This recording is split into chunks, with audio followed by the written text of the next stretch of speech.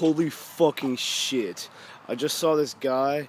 He looked like he was like 130 or some shit, but he was driving a big truck and like the engine was really fucking loud. Who are you talking And that to? shit scared the fuck out of me. Like,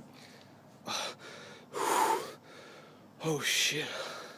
Like I'm still kind of traumatized by it because that was, like, first of all, he was the coolest motherfucker I've ever seen in my life, and like, that's like he probably has the biggest penis I've ever seen in my entire fucking life. Stop.